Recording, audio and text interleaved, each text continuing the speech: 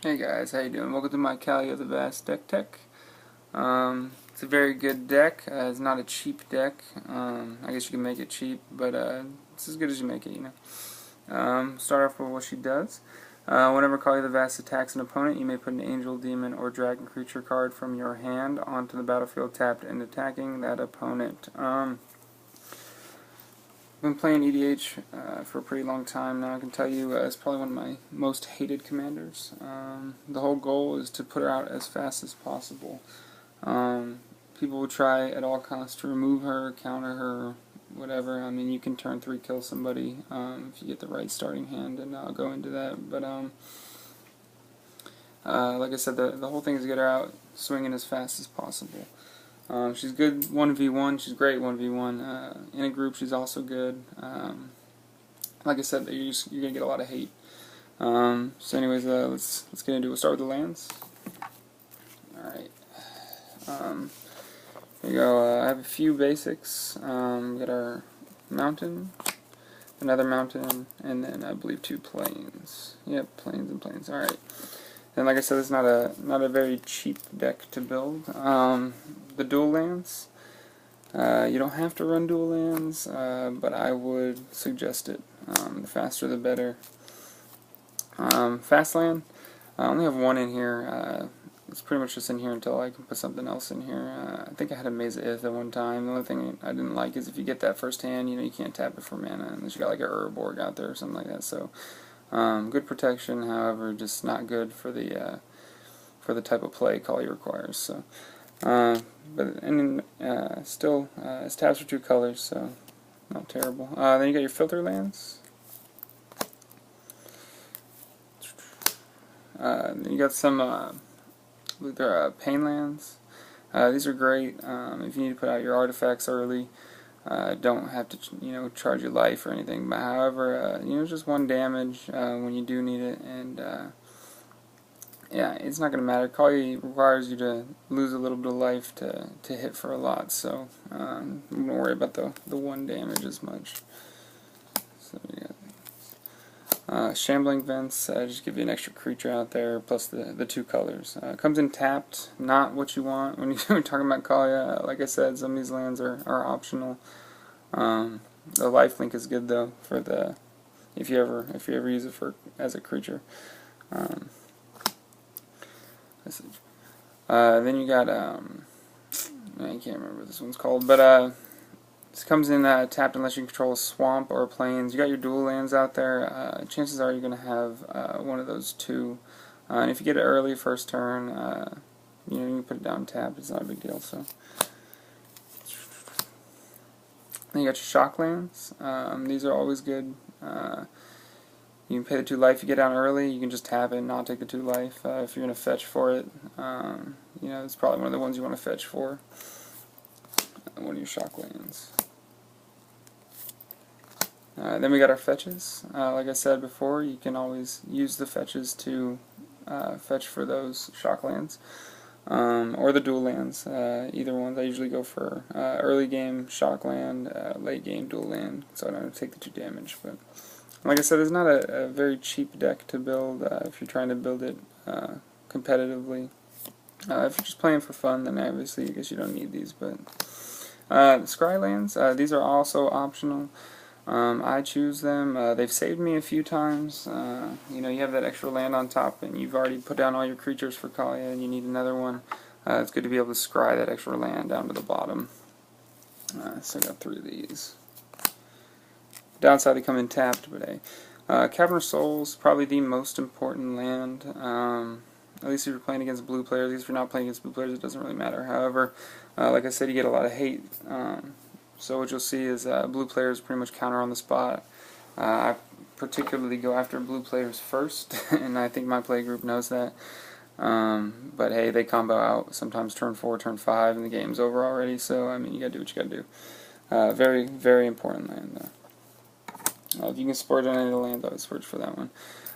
Slayer Stronghold, not a necessity. I don't use it for the +2. It's just for the haste. Late game. Kaalia's been taken out a few times now. You're probably playing 8, 10 for. if she gets removed again, I mean, you're talking mass amounts of mana you need to put, to put her back in. So you might as well get her haste while you can.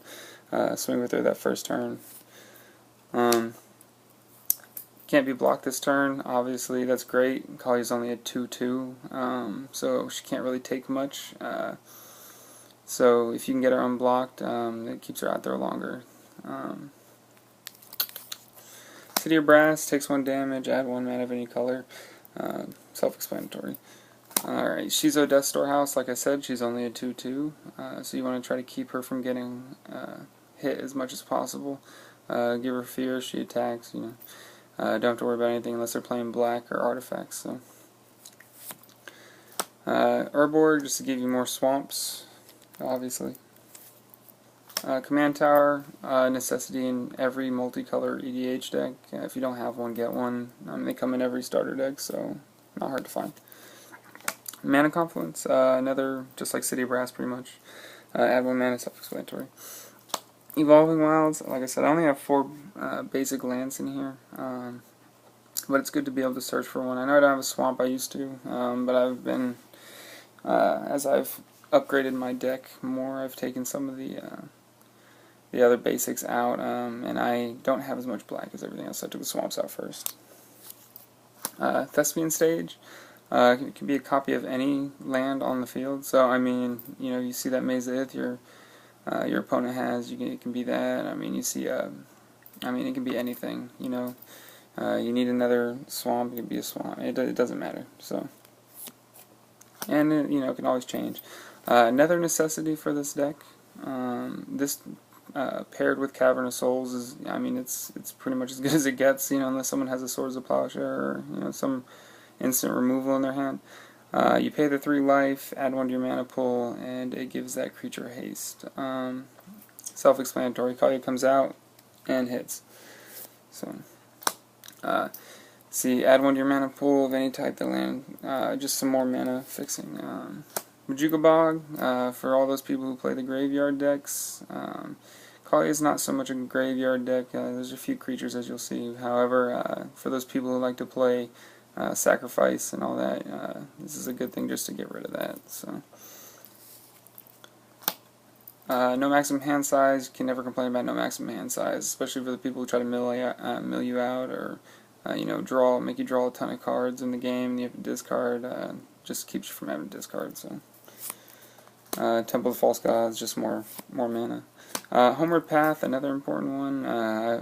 Kaalia gets stolen from you. Not to mention some of your other good creatures. You put that Avacyn down, and now Avacyn's gone because someone stole it, and you want it back. Well, there you go. Homeward Path. Alright, so that's the lands.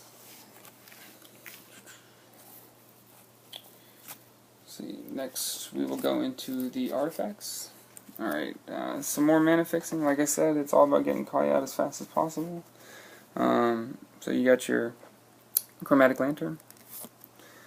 Soul Ring, pretty much necessity in every deck. Darksteel Ingot, it's indestructible and more mana fixing. Again, no maximum hand size, add 1 to your mana pool. I run all the signets, all 3. So you got Rakdos, Orzhov, and Boros.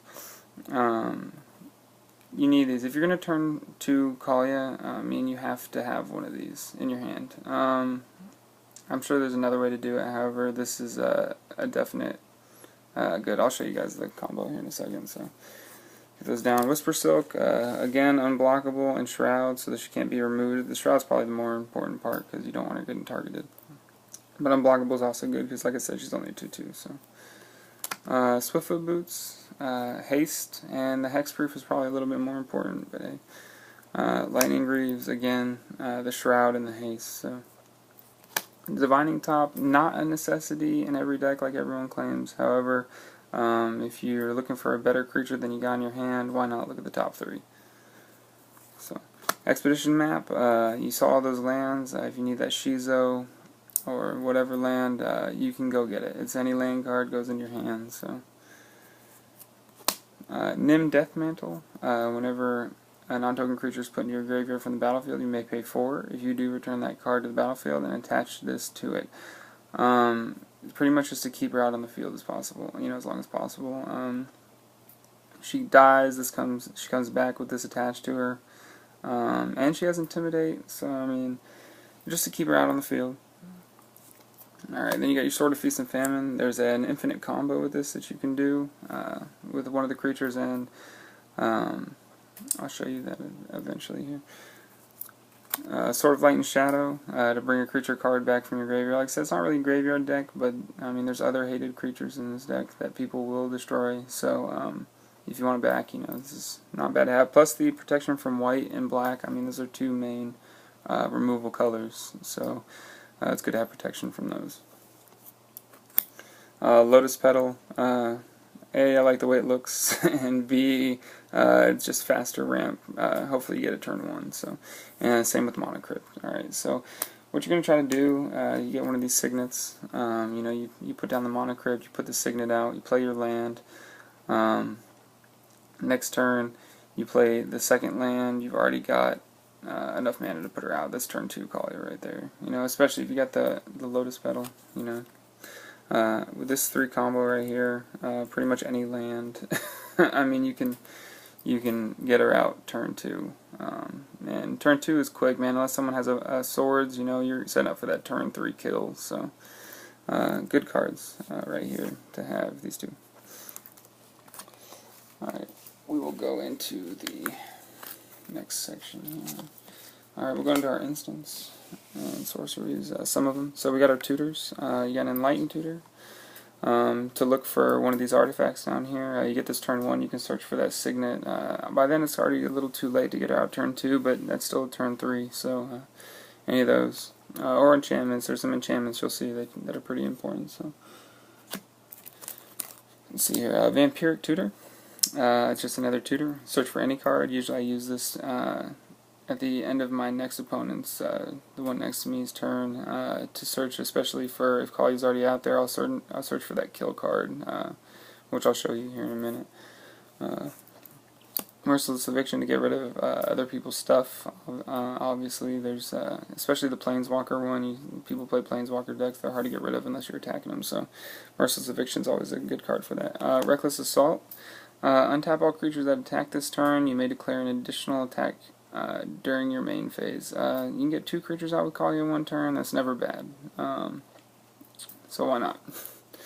Hatred. Okay, so this is one of those cards that I occasionally tutor for.